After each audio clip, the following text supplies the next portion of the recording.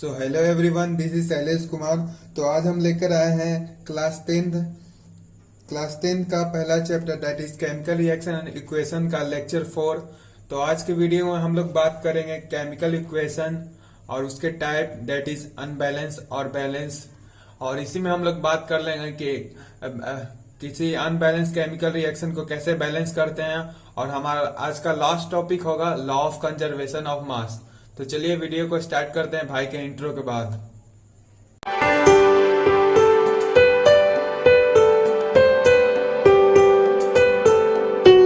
तो आइए, आज का हमारा पहला टॉपिक है केमिकल इक्वेशन। तो केमिकल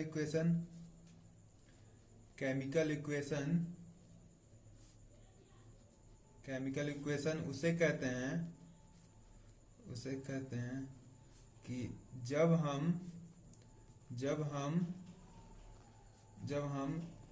किसी कंपाउंड, ये कंपाउंड का शॉर्ट फॉर्म है, किसी कंपाउंड का केमिकल रिएक्शन करवाते हैं तो उस समय हम रिएक्टेंट और प्रोडक्ट को, यानी कि केमिकल रिएक्शन को हम एज अ सिंबल आप बोल लीजिए, या एज अ शॉर्ट फॉर्म में उसे लिखते हैं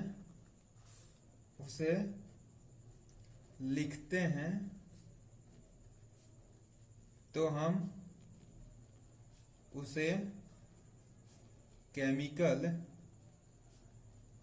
इक्वेशन कहते हैं। मैं एक बार फिर से बता देता हूँ, केमिकल इक्वेशन किसे कहते हैं। जब हम किसी कंपाउंड का केमिकल रिएक्शन होता है तो उस समय हम रिएक्टेंट क्या होता है, एरो के लेफ्ट साइड वाला, रिएक्टेंट और प्रोडक्ट क्या होता है, एरो के राइट साइड वाला, को हम एज अ सिंबल या एज अ शॉर्ट फॉर्म उसे लिखते हैं तो उसे हम केमिकल इक्वेशन कहते हैं। तो आइए इसका हम डेफिनेशन लिख लेते हैं as a English.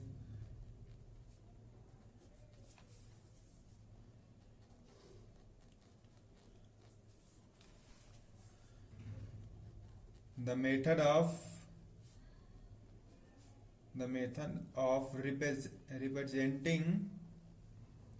representing the all the reactant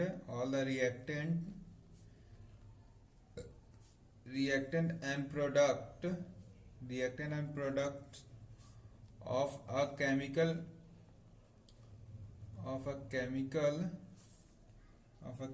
reaction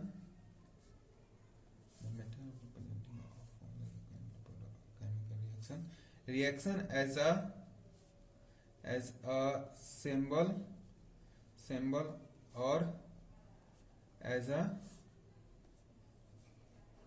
short form जिसे हम लोग थोड़ा सा लेंदी लैंग्वेज को हम लोग आसानी भाषा में लिखें, शॉर्ट फॉर्म, और and formula is called chemical equation. अगर एग्जाम में आ जाए कि केमिकल इक्वेशन किसे कहते हैं तो हम लोग ये लिखेंगे। तो आइए इसी को हम लोग एक एग्जाम्पल के द्वारा अच्छी तरीके से समझ लेते हैं। जैसा कि केमिकल इक्वेशन कह रहे हैं, तो इसका मतलब ये होता है कि जब केमिकल रिएक्शन होता है उसका जो रिएक्टेंट और प्रोडक्ट होता है उसे हम सिंबल या फॉर्मूला या एज अ शॉर्ट फॉर्म लिख देते हैं। तो आइए इसको समझते हैं। हाइड्रोजन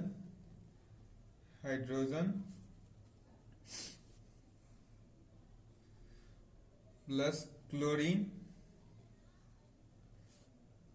क्या फॉर्म करेगा बताओ? Yes, hydrochloric acid. तो इसी को हम लोग कैसे लिख सकते हैं? Hydrogen plus chlorine plus HCl, हो गया, खत्म। यही था एज अ शॉर्ट फॉर्म। यही था केमिकल इक्वेशन। यानी कि हम लोग एक आसान भाषा में हम लोग समझ सकते हैं क्या,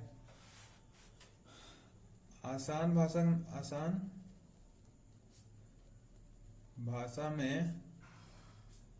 हम लोग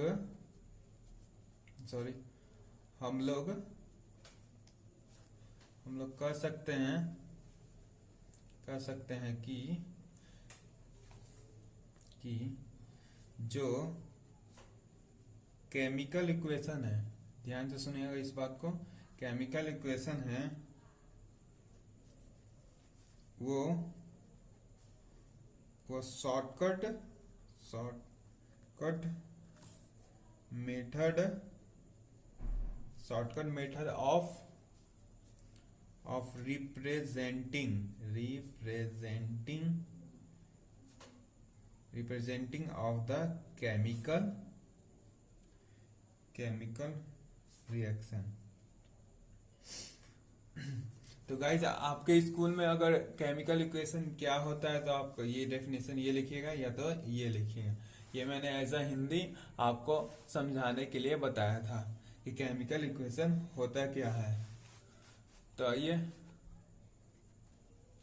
आइए अब हम लोग बात कर लेते हैं टाइप्स ऑफ केमिकल इक्वेशन के। टाइप्स ऑफ केमिकल इक्वेशन जो कि दो प्रकार हैं, अनबैलेंस और बैलेंस। तो आइए एक एक करके दोनों के बारे में हम लोग पढ़ेंगे। बैलेंस,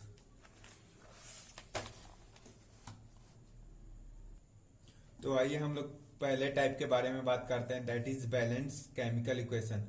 देखो बैलेंस केमिकल इक्वेशन क्या होता है कि जब total number of atom present in reactant is equal to total number of atom present in product. यानी कि मान लीजिए कि इसको ऐसे समझते हैं, एज ए एग्जांपल मैं इसे समझा रहा हूँ कि मान लीजिए रिएक्टेंट, ये क्या होता है रिएक्टेंट, आप लोगों को तो मालूम ही होगा।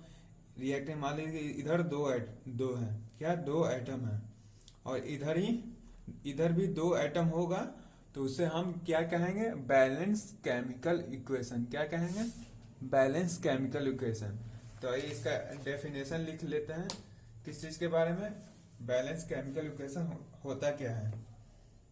हालांकि ये सब बेसिक चीज है, लेकिन इसमें जब आप बैलेंसिंग करिएगा कि वाई भी balance as a unbalance chemical equation, तो उसमें आपका ये डेफिनेशन और जो मैं इसे समझा रहा हूँ वो आपको बहुत ही मदद करेगा। तो ये डेफिनेशन की ओर बढ़ते हैं। Those chemical equation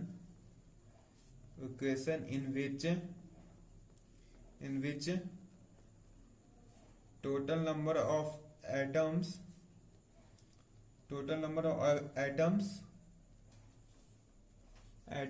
present in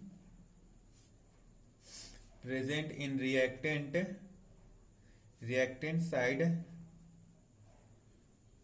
as well as product side is called balance chemical equation. यानी कि हम लोग सीधी बात, नो बकवास, यानी कि हम लोग सीधी तरीका से कह सकते हैं कि इसका मतलब होता है दैट इज, यानी कि सीधे तरीके से total number of atom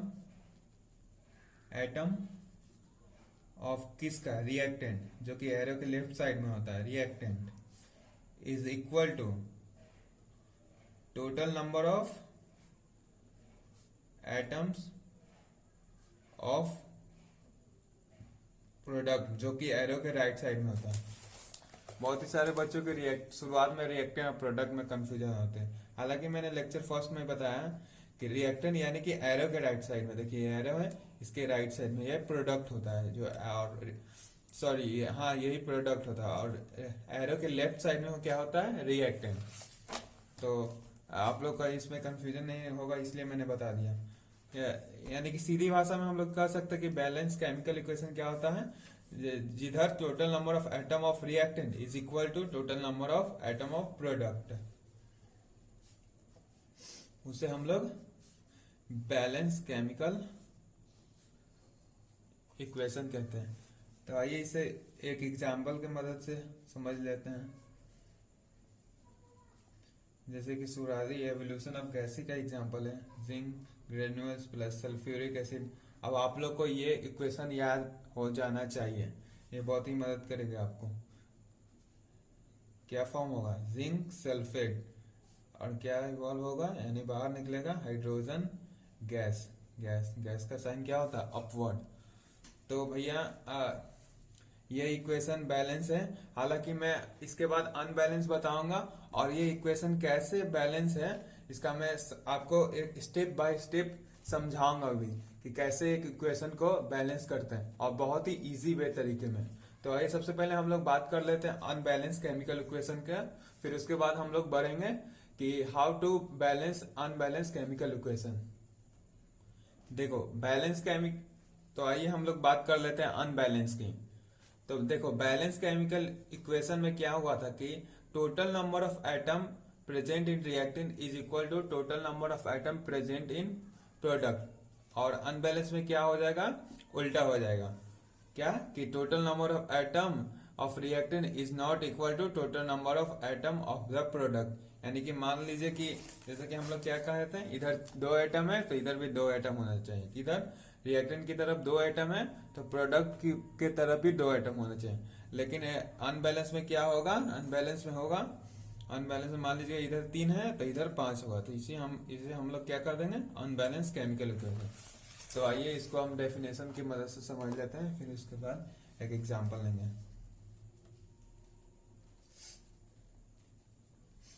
those chemical equation in which total number of atoms of reactant and product sites are not equal is called, क्या बोलेंगे,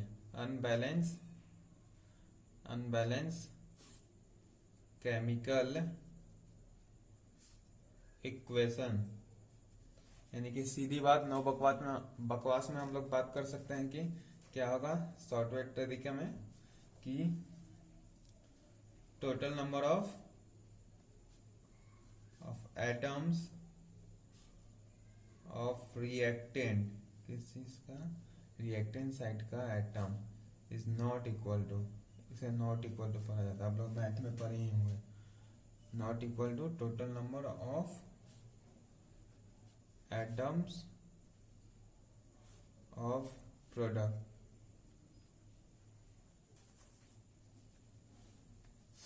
तो भैया ये था अनबैलेंस केमिकल इक्वेशन, और शुरुआत में हम लोग पढ़ चुके थे व्हाट इज केमिकल इक्वेशन। तो अब हम लोग बात करेंगे कि कैसे कोई केमिकल इक्वेशन को, अनबैलेंस केमिकल इक्वेशन को बैलेंस कैसे करते हैं।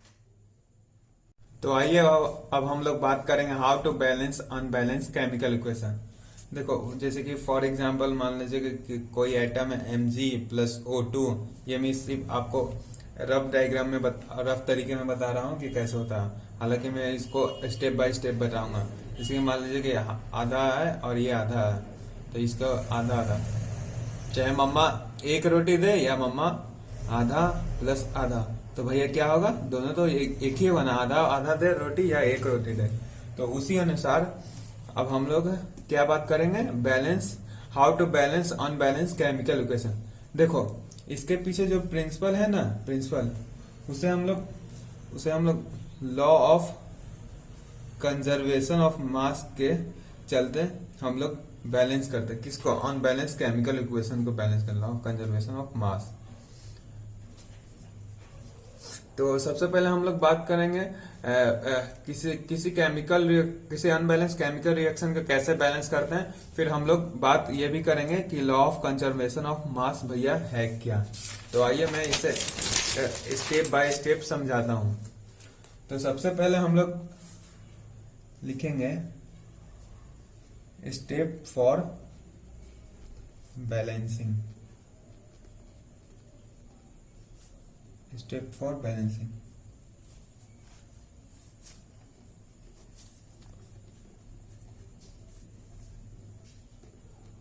हम लोग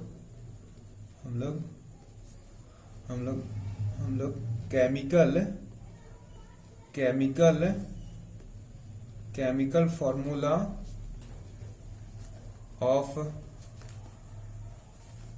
फॉर्मूला ऑफ रिएक्शन को चेंज नहीं कर सकते हैं।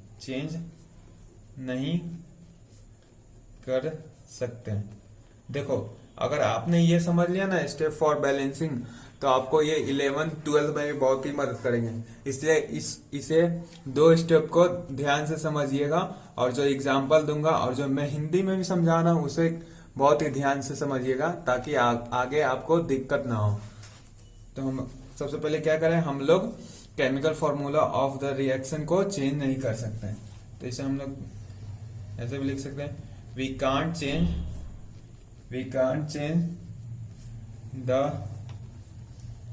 The chemical formula.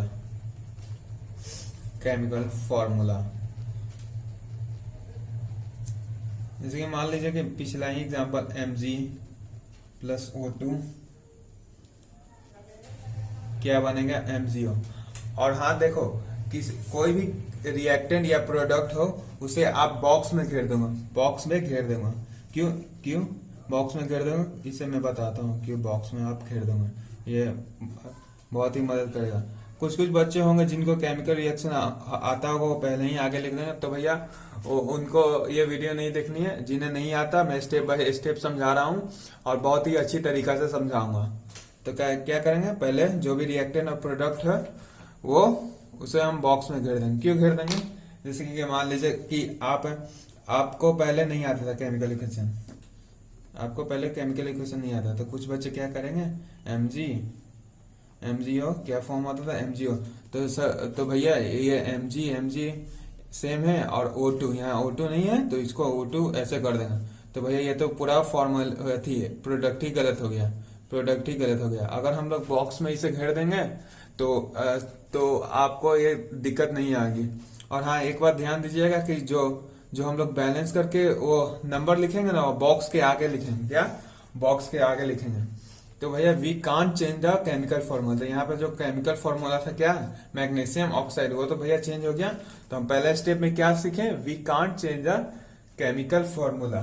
तो हम लोग सेकेंड स्टेप की बात करेंगे, जो कि है जिस भी रिएक्टेंट में ज्यादा number of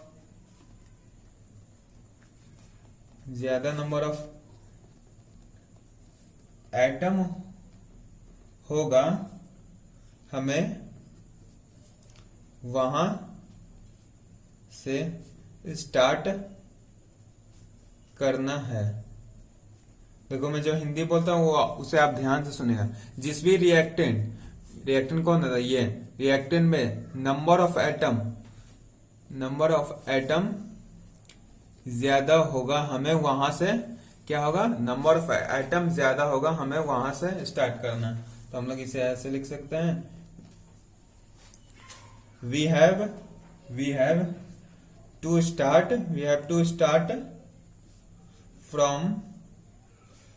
from compound which have more number of atom। कौन से कंपाउंड से स्टार्ट करेंगे, जिसमें ज्यादा नंबर ऑफ एटम प्रेजेंट हो। तो भैया इसे कैसे समझते हैं, तो इसे ऐसे समझते हैं, जैसा कि हम लोग वही कंपाउंड ले देते हैं जो ऊपर वाले एग्जांपल में लिए हैं, Mg plus O2 that is MgO। और इसे हम क्या करेंगे, बॉक्स में घेर देंगे। बहुत बेसिक तरीका से समझा रहा हूँ, आपको समझ में जरूर आनी चाहिए, और नहीं समझ में आए तो वीडियो को पीछे स्किप करके एक बार जरूर देखें। तो इसको हम लोग स्टेप में समझेंगे। पहला स्टेप, स्टेप 1, एलिमेंट। मैं आपको समझाने के लिए बहुत ही आसान तरीका ले जा रहा हूँ। एलिमेंट, इधर रिएक्टेंट लिख लेंगे और इधर क्या लिख लेंगे, प्रोडक्ट।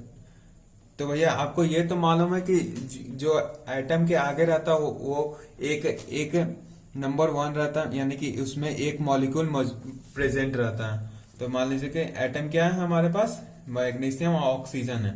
सिर्फ दो ही तो एटम है, मैग्नीशियम और ऑक्सीजन। तो क्या बना, मैग्नीशियम ऑक्साइड, हाइड्रोक्साइड।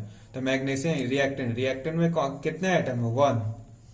और प्रोडक्ट में सॉरी मैग्नीशियम ऑक्सीजन में रिएक्टेंट साइड में कितने मॉलिक्यूल मौजूद है, 2। कितने, 2। रिएक्टेंट साइड में मैग्नीशियम में कितने एटम मॉलिक्यूल मौजूद है, 1। और रिएक्टेंट साइड में ऑक्सीजन में कितने मॉलिक्यूल मौजूद है, 2। तो इधर सेम हेयर, मैग्नीशियम में कितने मौजूद है, 1। और ऑक्सीजन में भैया 1। तो आइए अब हम लोग बढ़ते हैं स्टेप 2 पे। स्टेप 2 बहुत ही बारीकी से समझिएगा। स्टेप 2 सेम हेयर, ऊपर एलिमेंट रहेगा, मैं लिखूंगा नहीं, चलो मैं लिख ही देता हूँ, शॉर्ट में लिख रहा हूँ, एलिमेंट, रिएक्टेंट और प्रोडक्ट। तो भैया अब आएगा मजा, अब आएगा बैलेंसिंग का मेन पॉइंट। एलिमेंट क्या था, मैग्नीशियम ऑक्सीजन।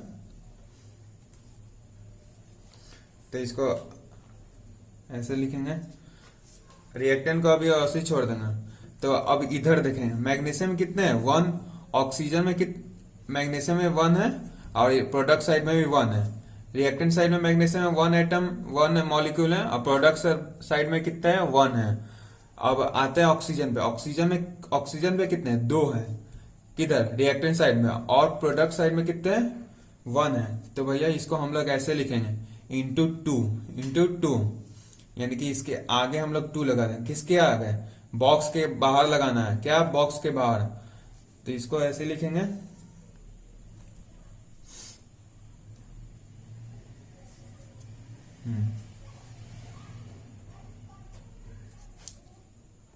अभी हम लोग क्या किया, अभी हम लोग ने सिर्फ प्रोडक्ट साइड के ऑक्सीजन को चेंज किया। अब हम लोग आगे बढ़ेंगे स्टेप 3 में।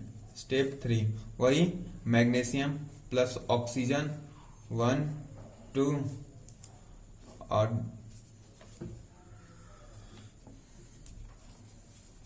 सॉरी इसको अभी नहीं लिखेंगे, ये लग छोड़ देता है। अब आते हैं भैया यहाँ, अब आते हैं स्टेप 2 पे। स्टेप 2 में हम लोग क्या है, प्रोडक्ट रिएक्टेंट साइड में कितने मैग्नीशियम थे, 1। और रिएक्टेंट साइड में ऑक्सीजन कितने थे, 2। तो भैया ऑक्सीजन तो बैलेंस हो गया, क्या, ऑक्सीजन बैलेंस हो गया। लेकिन यहाँ पे जो 2 मैग्नीशियम लगाए हैं वो अभी बैलेंस नहीं है। इसको बैलेंस करने के लिए हम लोग ऐसे लिखेंगे, ये तय था, ये तय। अब मैग्नीशियम में कितने हैं, 2। भैया मैग्नीशियम तो 2 आ गया ना, लेकिन इधर कितने मौजूद है, 1 ही मैग्नीशियम मौजूद है। किस साइड, रिएक्टेंट साइड। तो इधर इसको बैलेंस करने के लिए हम लोग 2 लगाएंगे, 2 दोनों साइड। तो भैया अब बैलेंस हो गया। कैसे बैलेंस हो गया, इसको ऐसे समझते हैं। देखिए Mg plus O2 that is MgO। Short way में लगा समझा रहा हूं आप लोग को, सीधी बात, नो बकवास। इसे बॉक्स में घेर देंगे, क्या, बॉक्स में घेर देंगे। देखिए मैग्नीशियम, कोई भी एटम के आगे एक मॉलिक्यूल रहता ही है। तो मैग्नीशियम के आगे कितने हैं, 1 है। मैग्नीशियम भैया रिएक्टेंट के साइड मैग्नीशियम के पास 1 मॉलिक्यूल है, प्रोडक्ट के साइड भी मैग्नीशियम के पास 1 मॉलिक्यूल है। अब ऑक्सीजन के पास, रिएक्टेंट के साइड ऑक्सीजन के पास कितने मॉलिक्यूल, 2। लेकिन प्रोडक्ट के पास कितने, 1। तो भैया हम लोग ऑक्सीजन को बैलेंस करने के लिए हम लोग 2 लगाएंगे, क्या है, 2। तो वो टू लगाए तो भैया जो ऑक्सीजन तो बैलेंस हो गया। कैसे? ऑक्सीजन के आगे टू लगाए, देखिए O2 हो गया और इधर भी O2 होगा। लेकिन टू जब लगाए तो मैग्नीशियम इधर 1 है, मैग्नीशियम इधर कितने है, रिएक्टेंट साइड में 1 है, लेकिन प्रोडक्ट साइड में तो भैया 2 हो गया ना। तो इसको बैलेंस करने के लिए भी हम लोग 2 लगाएंगे। 2 देखिए बैलेंस, 2 मैग्नीशियम, ऑक्सीजन में 2 है और मैग्नीशियम में 2 है इधर और ऑक्सीजन में 2 है। तो आइए मैं इसे फिर से आपको समझा देता हूँ। स्टेप फॉर बैलेंसिंग, सबसे पहले हम लोग क्या करेंगे, we can't change the chemical formula. हम लोग केमिकल फॉर्मूला का नहीं बदल सकते। क्यों? अगर हम लोग शुरुआत में बच्चे क्या करेंगे, मैग्नीशियम ऐसे ऑक्सीजन ऐसे तो Mg प्लस यहाँ पे 2 लगाना है, ये हम लोग को नहीं करना है, ये बहुत बड़ी मिस्टेक हो जाएगा। और दूसरा में हम लोग क्या देखेंगे, we have to start from compound which have more number of atom, which have more number of atom. तो भैया मोर नंबर ऑफ एटम किसके पास था, ऑक्सीजन के पास, मैग्नीशियम के पास तो था ही नहीं। तो ऐसे कर करके मैंने स्टेप में समझाया है। तो इसी के बाद मैंने डायरेक्ट वे में तरीके में समझा दिया कि सबसे पहले मैग्नीशियम प्लस O2। पहले स्टेप में हम लोग क्या समझे, we can't change the formula of the chemical formula of the compound. Reactant side में मैग्नीशियम के पास कितने मॉलिक्यूल है, 1। प्रोडक्ट साइड में कितने मॉलिक्यूल है मैग्नीशियम के पास, 1। लेकिन रिएक्टेंट साइड में ऑक्सीजन के पास कितने मॉलिक्यूल है, 2। और प्रोडक्ट साइड में भैया 1। तो इसको बैलेंस करने के लिए किस चीज को, ऑक्सीजन को बैलेंस करने के लिए हमें 2 लगाना पड़ेगा। क्या 2? तो भैया ऑक्सीजन तो बैलेंस हो गया, 2 ऑक्सीजन, इधर भी 2 ऑक्सीजन। लेकिन भैया रिएक्टेंट साइड में मैग्नीशियम 1 था और प्रोडक्ट साइड में 2 हो गया। तो मैग्नीशियम को बैलेंस करने के लिए हम लोग रिएक्टेंट साइड में 2 लगाएंगे। क्या 2 लगाएंगे। और इसी प्रकार आपको एनसीईआरटी में बहुत ही सारे एग्जाम्पल दिए होंगे और उसे आप प्रैक्टिस करिएगा, तभी आपको और क्रिस्टल क्लियर होगा। आशा करता हूं कि जो how to balance unbalance chemical equation का डाउट क्लियर हो गया होगा। और अगर कोई भी डाउट होगी या कोई सा भी क्वेश्चन होगा तो उस क्वेश्चन को आप लोग हमसे पूछिएगा। तो आइए अब हम लोग बात करेंगे नेक्स्ट टॉपिक की, किसके बारे में, प्रिंसिपल ऑफ बैलेंस और for unbalance chemical equation, that is law of conservation of mass. तो आइए अब हम लोग बात करते हैं नेक्स्ट टॉपिक की, that is law of conservation of mass. देखो law of conservation of mass basically है क्या। देखो जो मास होता है वो ना ही बनता है और ना ही खत्म होता है, यानी कि मास कैन नाइदर बी क्रिएटेड और नॉर बी डिस्ट्रॉयड। किसके अनुसार, लॉ ऑफ कंजर्वेशन के अनुसार। हालांकि आप लोग एटम्स एंड मॉलिक्यूल केमिस्ट्री में आप लोग क्लास 9th में पढ़े होंगे, law of chemical conservation of mass, law of constant proportion, ये सब आप लोग ने क्लास चैप्टर 3rd में पढ़ा होगा, क्लास 9th के केमिस्ट्री में। डाल्टन एटॉमिक थ्योरी ये सब वगैरह वगैरह, रदरफोर्ड ये सब पढ़ा होगा। तो आइए हम लोग उसके बारे में ना बात करके हम लोग बात करते हैं अपने टॉपिक के बारे में, that is law of conservation of mass. तो भैया law of conservation of mass होता क्या है। According to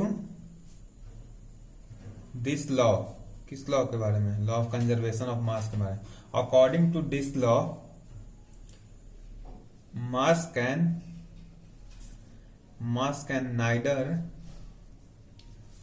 neither be created nor be destroyed during chemical reaction। कब मास नहीं खत्म होता है और नहीं बनता है, कब, केमिकल रिएक्शन के दौरान। यानी कि इसे हम लोग एक और भाषा में कह सकते हैं, और इसी का definition, mass remain conserve in a chemical reaction. यानी कि लॉ ऑफ कंजर्वेशन ऑफ मास किसे कहते हैं, जो कि ना ही तो मास बनता है और ना ही मास खत्म होता है। कब? केमिकल रिएक्शन के समय। तो एक सीधी बात में हम लोग क्या कह सकते हैं law of conservation of mass के बारे में। तो आइए सीधी बात नो बकवास में हम लोग कर लेते हैं कि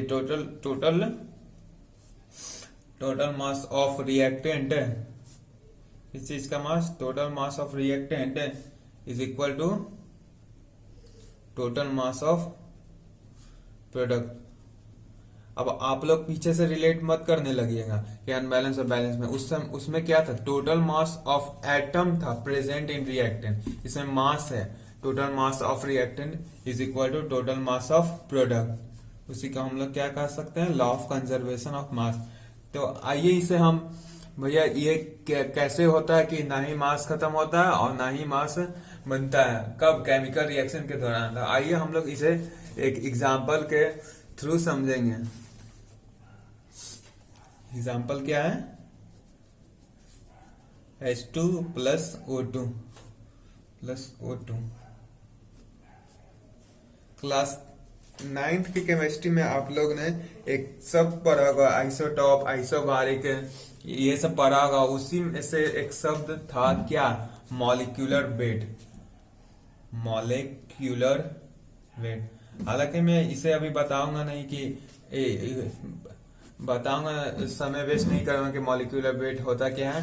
बस आपको याद आ रहा होगा तो याद कीजिएगा। ऑक्सीजन का मॉलिक्यूलर वेट होता था 16। हालांकि इसका वेट होता है लगभग इतना, तो इसे हम लोग 16 ही मानते हैं। और हाइड्रोजन का क्या होता था? 1। हालांकि इसका होता है 1.0078, तो इसे हम लोग 1 ही मानते हैं। तो आइए इसे हम लोग कैसे होता है, इसे हम लोग ऐसे समझते हैं। कैसे? मास ऑफ हाइड्रोजन, ये रिप्रेजेंट करने का तरीका किस चीज का? मॉलिक्यूलर वेट का। इसे हम लोग क्या लिख सकते हैं? 2U। और मास ऑफ ऑक्सीजन, 16, सॉरी ये मैंने दूसरा लिख दिया। 16 इंटू ऑक्सीजन कितने हैं?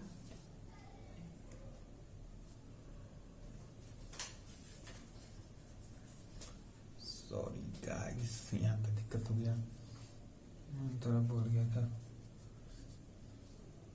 16U, इसको इंटू करेगा कितना आएगा? 16। ऑक्सीजन का होता है 16 और हाइड्रोजन का होता है 1। The mass of hydrogen is equal to 22U and mass of oxygen is equal to 16U. The total mass of, ये क्या था? रिएक्टेंट साइड वाला। क्या था? रिएक्टेंट साइड वाला। अब आता हम लोग को प्रोडक्ट साइड वाला। प्रोडक्ट साइड में भी वही होगा, H2 that is 2U, O that is 16U। तो आइए हम लोग बात कर लेते क्या? टोटल मास ऑफ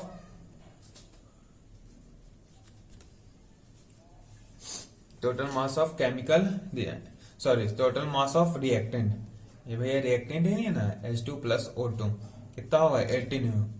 और टोटल मास ऑफ प्रोडक्ट हम लोग P शॉर्ट में लिख देते हैं 18U।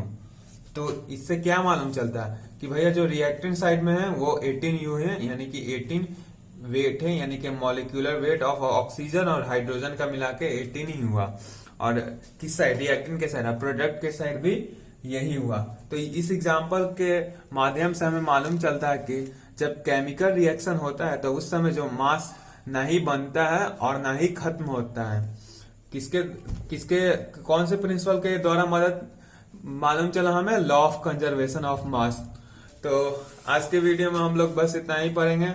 अगर आपको वीडियो अच्छी लगी तो ज्यादा से ज्यादा इसे शेयर कीजिएगा। और अगले वीडियो में हम लोग बात करेंगे क्या कि how to make chemical equation more informative, यानी कि उसे एक तरीका में हम लोग बात करें कि उसे कैसे अच्छे तरीके में लिख सकते हैं। पहला टॉपिक ये हो गया, कल ये हम लोग पढ़ेंगे। और दूसरा हो गया हम लोग एक्सोथर्मिक और इंडोथर्मिक के बारे में और कुछ नॉलेज लेंगे। हालांकि मैंने इसे लेक्चर 3 में पढ़ा दिया कि इंडोथर्मिक और एक्सोथर्मिक क्या होता है। तो आपको तो थोड़ा सा बेसिक नॉलेज चाहिए एक्सो और इंडोथर्मिक है, तो आप लेक्चर 3 देखिएगा, बहुत ही मदद करेगा। और फिर उसके बाद हम लोग कैटलिस्ट के बारे में बात करेंगे। तो ये सब टॉपिक के हम टॉपिक को डिस्कस हम लोग कल करेंगे। तो आइए आज का वीडियो यहीं पे समाप्त करते हैं। Thank you so much.